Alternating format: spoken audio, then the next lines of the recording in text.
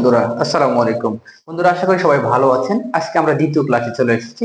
দ্বিতীয় বিষয়টা সেটা কি, আমরা ইতিবাচক সফলতা কিভাবে পাবো, নেতা কিভাবে হব বড়, এবং কিভাবে বিজয়ী হব, এটা আমরা আলোচনা করেছিলাম এর আগের ক্লাসে, এর আগের ভিডিওতে। এখন আলোচনা করব আমরা ইতিবাচক সফলতা এবং নেতা ও বিজয়ী হতে হলে আপনাকে আসলে কয়টি সিদ্ধান্ত নিতে হবে। এখানে কয়েকটি সিদ্ধান্ত নেওয়ার প্রয়োজন আছে। ঠিক আছে, আমরা যে আলোচনাটা করেছিলাম সেটা হলো, যদি আপনি ইতিবাচক চিন্তা করতে পারেন তাহলে আপনি ইতিবাচক সফলতা পাবেন, আপনি একটা বড় নেতা হতে পারবেন, আপনি ভালো লিডার হতে পারবেন, পাশাপাশি আপনি কি হবেন, বিজয়ী হবেন। ঠিক আছে, এটা আমরা আগের ভিডিওতে দেখেছি। তাহলে আমি চলুন এখন দ্বিতীয় ভিডিওতে দেখি কিভাবে আপনি ইতিবাচক সফলতা পাবেন এবং নেতা কিভাবে হবেন এবং বিজয়ীটা আসলে হবেন কিভাবে। এর জন্য আপনার করণীয় কি, আপনাকে আসলে করতে হবে কি, আপনার সিদ্ধান্তটা কি। এই কিছু সিদ্ধান্ত আপনাকে নিতে হবে। সেটা হলো, দেখেন এখানে চারটা সিদ্ধান্ত নিতে হবে। কয়টা? এরকম চারটা পরপর স্টেপ বা সিদ্ধান্ত আপনাকে গ্রহণ করতে হবে। কয়টা সিদ্ধান্তের কথা আপনাকে বলেছি? চারটা। ইতিবাচক সফলতা, নেতা এবং বিজয় হতে হলে। এর কিন্তু আগের ক্লাসটা দেখে আসলে আপনি কথাগুলোর উত্তর বুঝতে পারবেন। ঠিক আছে, কিন্তু তো কথা হলো, ইতিবাচক সফলতা, বিজয়, নেতা হতে হলে আপনাকে এই চারটা স্টেপ বা চারটা সিদ্ধান্ত আপনাকে নিতে হবে। এটা হচ্ছে প্রথম সিদ্ধান্ত। প্রথম সিদ্ধান্তটা আসলে কি? প্রথম সিদ্ধান্তটা হচ্ছে যে, প্রথম সিদ্ধান্তটা আপনার আসলে কি? প্রথম সিদ্ধান্ত হচ্ছে যে আপনি কি করবেন। প্রথম সিদ্ধান্তের মধ্যে বলা হচ্ছে যে নিজের সিদ্ধান্তের উপর স্থির থাকতে হবে। অর্থাৎ একটি আপনি ইতিবাচক সফলতা পাওয়ার জন্য, ভালো নেতা হওয়ার জন্য, বা আপনি বিজয় হওয়ার জন্য, আপনার যেটা প্রথম সিদ্ধান্ত, এই শব্দটার অর্থ বা এখানে বলা হচ্ছে সেটা হলো নিজের সিদ্ধান্তের উপর স্থির থাকতে হবে এবং থাকার মনস্থির তৈরি করতে হবে। দেখেন, আপনি একটা সিদ্ধান্ত নিয়েছেন যে আপনি সে উদাহরণ যে আপনি ইলেকশন করবেন, বা আপনি কি করবেন, আপনি একটা কোম্পানির বড় লিডার হবেন, আপনি জীবনের সফলতা নিয়ে আসবেন, অথবা দেখা গেছে আপনি ভালো একটা ইউটিউবার হবেন, আপনি সোশ্যাল মিডিয়াতে ভালো ব্লগার হবেন, আপনি ভালো একটা ট্রেনার হবেন। তাহলে কি, এর উপরে আপনাকে প্রথম অবস্থাটা সিদ্ধান্ত নিতে হবে। সিদ্ধান্ত নিতে আর প্রথম সিদ্ধান্ত কিন্তু এটা। ঠিক আছে, এটা কি নিতে হবে?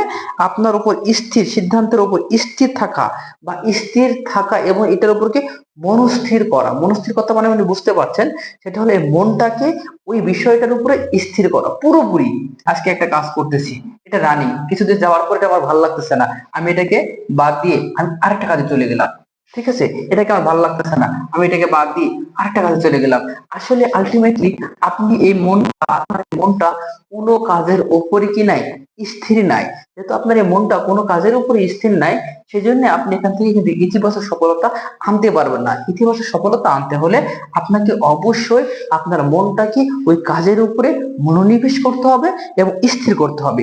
দ্বিতীয় সিদ্ধান্ত, দ্বিতীয় সিদ্ধান্ত দ্বিতীয় সিদ্ধান্ত আমরা কি জানতে পাচ্ছি, সেটা হলো আপনি যে অর্জন করতে চান। তাহলে আপনি অর্জন করতে চান কি? আপনি ইতিবাচক সফলতা চান, আপনি নেতা হতে চান, আপনি বিজয় হতে চান, আপনি জীবনে জয়ী হতে চান, আপনি জীবনে সফলতা লাভ করতে চান। যেহেতু আপনি সফলতা লাভ করতে চান, তাহলে আপনাকে দ্বিতীয় সিদ্ধান্ত যা কি করতে হবে, যেটা আপনি অর্জন করতে চান, যেগুলো যেগুলো আপনি চান, যেগুলো আপনার মনের চাওয়া, এইগুলোর উপরে আপনাকে কি করতে হবে, একদম গভীর চিন্তা, মানে মনের ভিতর থেকে মন দিয়ে এবং চিন্তা থেকে আনতে হবে। এগুলো চিন্তার মধ্যে মিশিয়ে ফেলতে হবে। এমন ভাবে আপনি চিন্তার মধ্যে মিশাবেন এগুলা, যাতে আপনার এইগুলা বাস্তবে রূপান্তরিত হয়। আপনার চিন্তা শক্তির মাধ্যমে এটা বাস্তবে আস্তে আস্তে রূপান্তরিত হবে। তৃতীয় সিদ্ধান্ত, আমরা আসবো বন্ধু কথা বলার জন্য তৃতীয় সিদ্ধান্ত। আসলে তৃতীয় সিদ্ধান্তটা কি? তৃতীয় সিদ্ধান্ত হলো, যা নিয়ে চিন্তা করছেন সেটার উপর কাজ করার সিদ্ধান্ত নিতে হবে। অর্থাৎ দেখেন, চমৎকার কিন্তু একটা সিদ্ধান্ত বা চমৎকার একটা কথা। সে উদাহরণ আমি যদি আপনাকে বললাম, সেটা হলো যে আপনি ভালো একটা ইউটিউবার হবেন। কি হবেন? ইউটিউবার। আপনি একটা ভালো ইউটিউবার হবেন। তাহলে ভালো ইউটিউবার থেকে আপনি সফলতা পেতে চান, তাহলে ভালো যদি আপনাকে ইউটিউবার হন, তাহলে ইউটিউবার জন্য আপনি কি করেছেন, এটার উপরে প্রথম অবস্থায় আপনার মনটাকে স্থির করতে হবে যে 100% আমি মনটাকে স্থির করলাম, এটা নিয়ে আমি কাজ করব এবং এটা থেকে একটা ভালো কিছু আমি করব। এটা আপনি মনটাকে স্থির করলেন।